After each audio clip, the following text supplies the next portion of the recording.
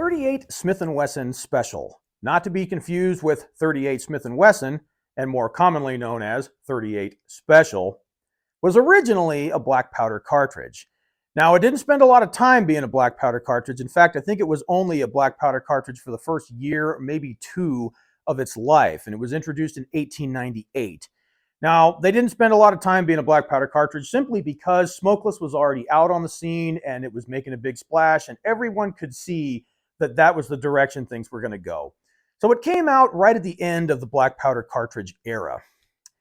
Now, it was made kind of as a response to the Army being upset with the lackluster performance that they were getting out of the 38 Long Colt.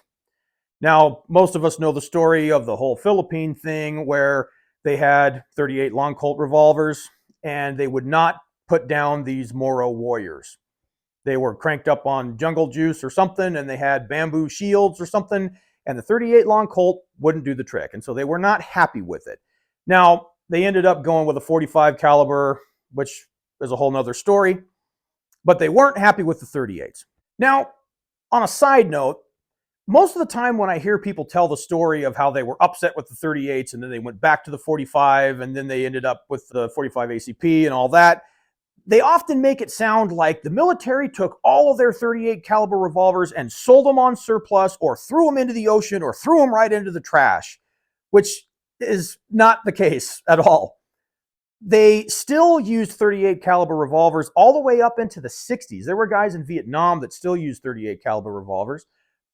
Not exactly combat issue stuff, but for example, my grandfather, who was a bomber pilot in the Navy during World War II, carried a Smith & Wesson Victory.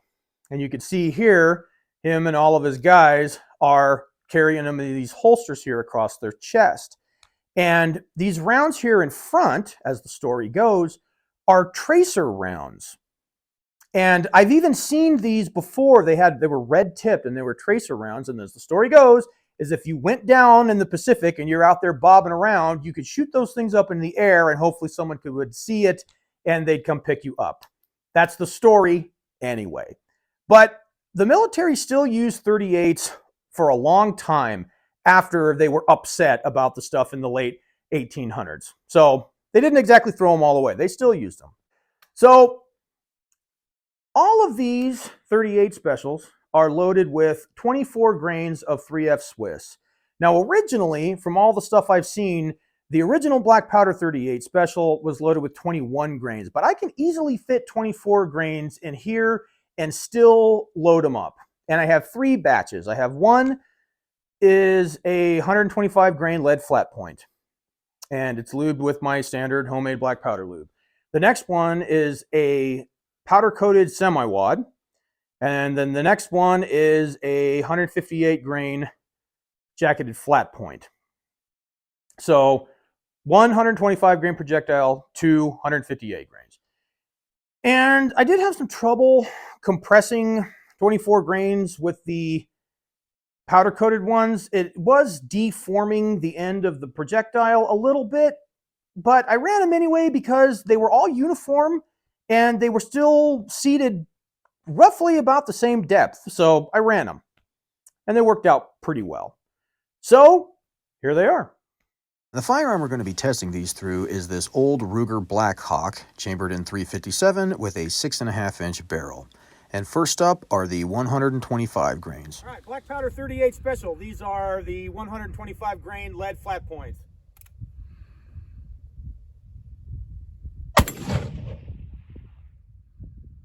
$1,068.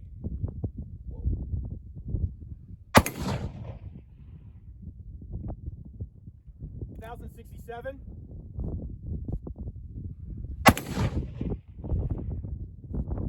$1,068.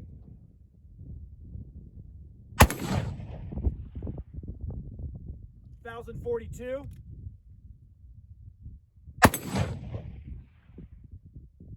$1,033.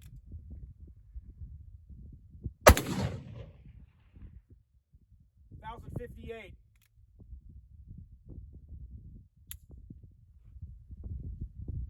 That's pretty consistent. That was way consistent. So those had an average velocity of 1,056 feet per second with a nice tight spread of 35, and the bullet hits with 297 foot-pounds of energy. Okay, Black Powder 38 Special. These are 158 grain powder coated semi-wad cutter.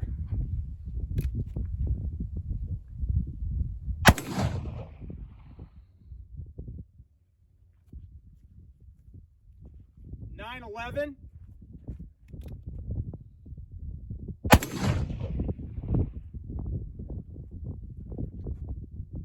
$947.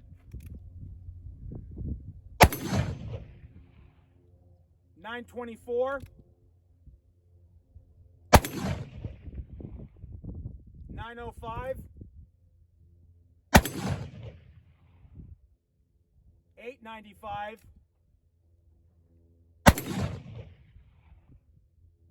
$899.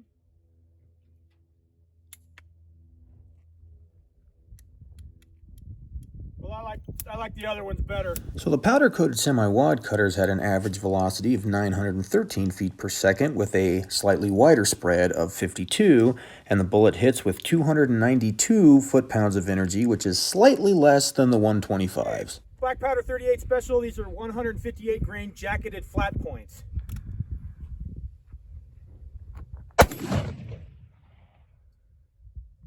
$841.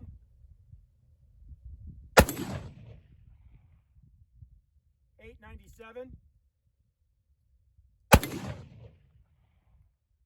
$901.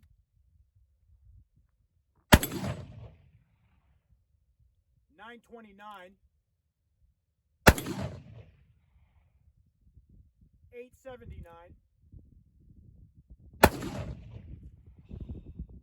$888. God, I end on a miss. Tragic.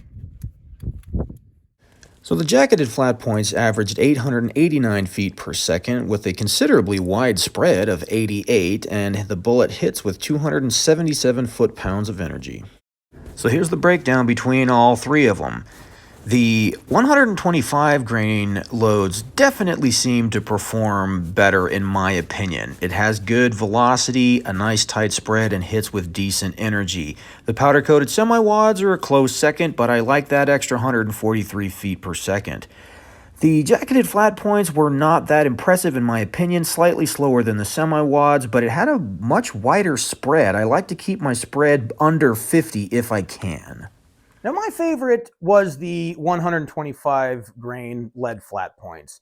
Those were point of aim. I didn't have to aim underneath it like I did with the other two, and they got really good velocities. I mean, that's definitely plus P territory as far as standard smokeless 38 Special goes.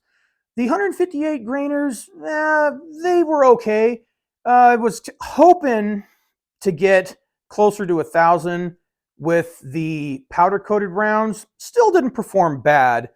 And the jacketed rounds, pretty standard. Anytime you're using a jacketed round, it's going to slow it down a little bit, certainly with black powder. By the way, I've loaded plenty of rounds with black powder and a jacketed bullet. Still works fine. It just typically has a little bit slower velocity. Other than that, no adverse effect. So this might be one of those cases where the black powder round maybe just a little bit outperforms your standard box ammo. Now, I understand that if you were to go out and buy some Buffalo Bore 38 Special Plus P, it's probably going to be a little faster moving than 900 feet per second.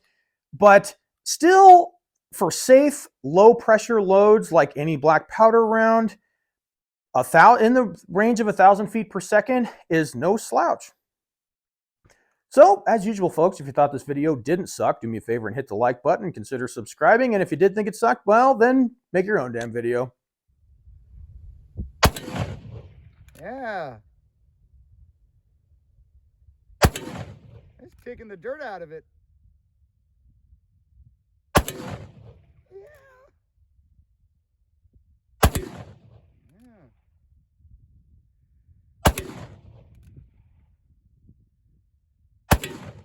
Whoa.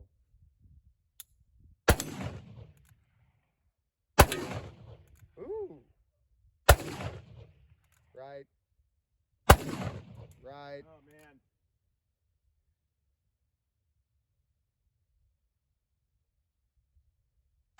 There we go.